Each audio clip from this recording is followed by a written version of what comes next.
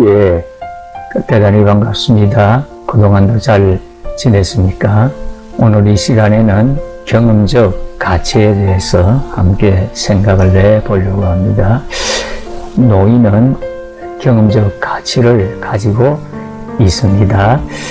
제가 미국에서 유학 생활하는 가운데 저희 기숙사에서 한 10분 정도 차를 타고 가면 미국 브로드웨이 백화점이 있었습니다.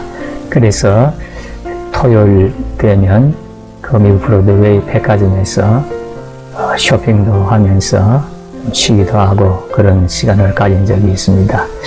미국 브로드웨이 백화점에 가서 보니까 매일 오후 5시가 되면 클래식 연주회를 하는 것을 보았습니다.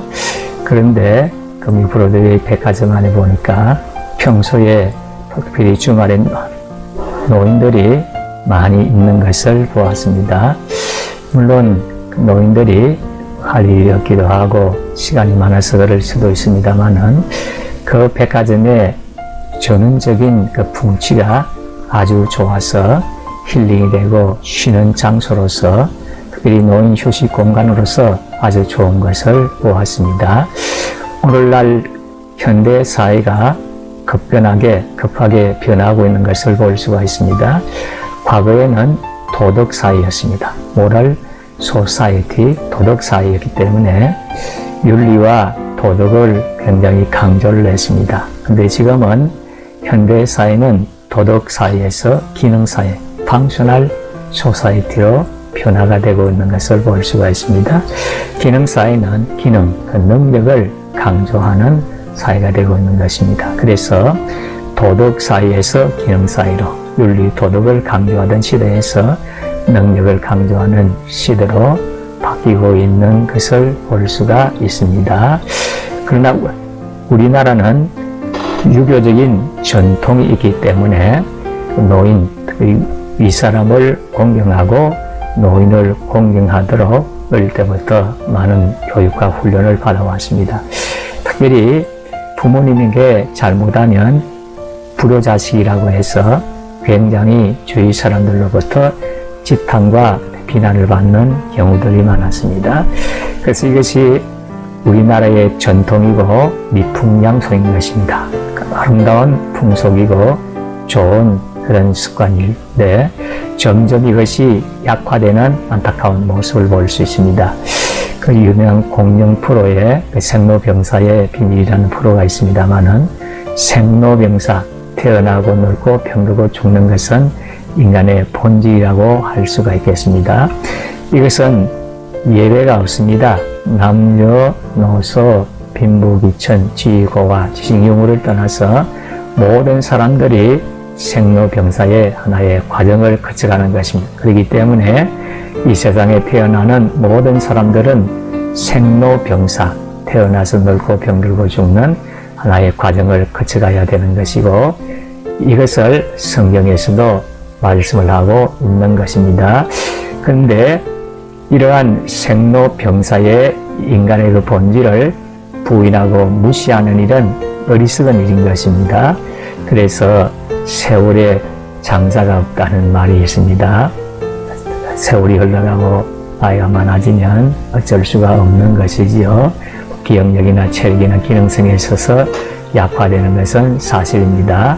그런데 이것을 생로병사의 그와 같은 것을 부정적인 시각으로만 이렇게 보아서 나이가 많아지고 늙어지면 대물이다, 쓸데없는 존재고 쓸모없는 존재고 버림받은 존재라 이렇게 생각하는 부정적인 시각이 참 많이 있습니다.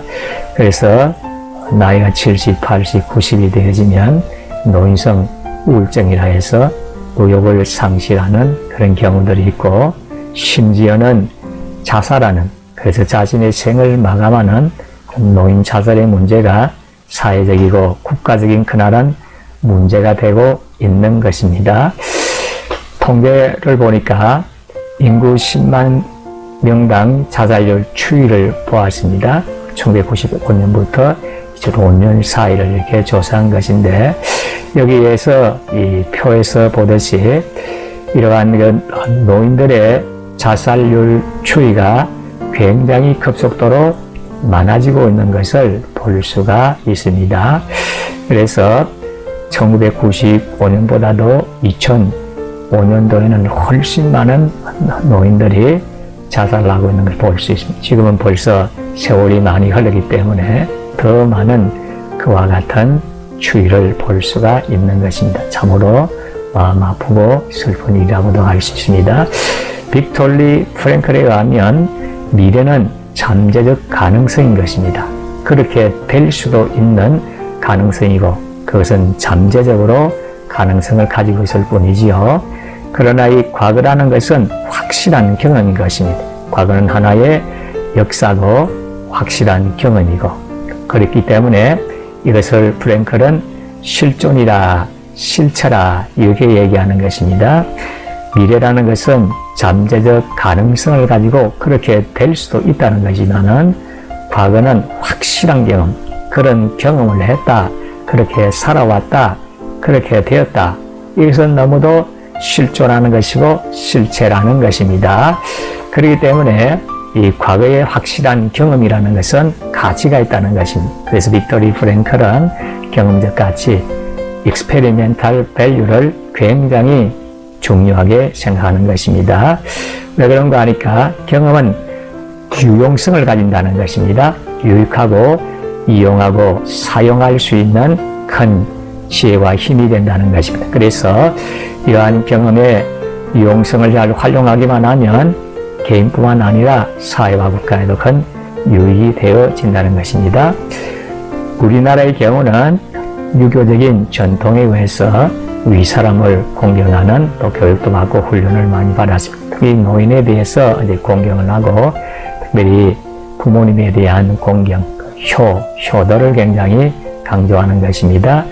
이와 같은 것을 미풍양속이라 좋은 풍습이고 좋은 하나의 습관이라 이렇게 생각을 하는데 점점 이와 같은 미풍양속이 약화되는 안타까움을 볼 수가 있습니다. 성경적으로 볼 때에 우리 하나님께서는 젊은 사람만 사랑하는 것이 아니고 노인도 사랑하는 것을 볼 수가 있습니다. 그리고 젊은 사람들만 사용하는 것이 아니고 노인들도 귀하게 사용하는 것을 볼 수가 있습니다. 그래서 어떤 의미에서는 노인 행전이라고도 할 수가 있는 것입니다. 성경적으로 볼 때에 하나님께서 노인들을 사용하실 때에 역사를 개성시키는 도구로 사용하시는 것입니다. 그래서 가정의 역사, 가문의 역사, 또 사회와 국가의 역사를 개선하는 데에 노인을 사용하시고 특별히 성경적인 특별한 관점인데 노인을 축복 전승의 도구로 사용하는 것입니다. 그래서 그 노인들, 부모님들의 그 축복, 복을 비는 이것이 자손들의 삶에 있어서 지대한 영향을 미친다는 것을 말씀을 하고 있는 것입니다. 그래서 역사를 개선하는 데에 축복을 전승하는 데에 노인들을 사용을 하시는 것입니다. 또한 그뿐만 아니라 노인들의 경험이나 지혜를 사용하고 있는 것을 볼 수가 있습니다. 그동안도 오랫동안 인생을 살아오고 사역을 하고 사명을 감당하고 일을 하는 데서 오는 경험과 지혜를 하나님께서 사용하시는 것을 볼 수가 있습니다. 그렇기 때문에 노인은 동정의 대상이 되지를 않습니다. 그 젊은 인생도 중요하지만은 노인의 인생도 의미가 있고 가치가 있는 것을 볼 수가 있습니다. 특별히 젊은 사람들보다도 노인들의 이 땅에서의 삶은 짧은 시간인 것입니다. 그렇기 때문에 젊은 사람들의 하루하루가 귀중하지만은 노인들의 하루하루는 더 귀하고 짧다는 것을 우리가 기억을 해야 되겠습니다. 그래서 40대는 40km로 가고 50대는 50km, 60대는 60km, 70대는 70km, 80대는 80km 그렇게 빨리 세월이 흘러간다는 표현을 하고 있는 것입니다.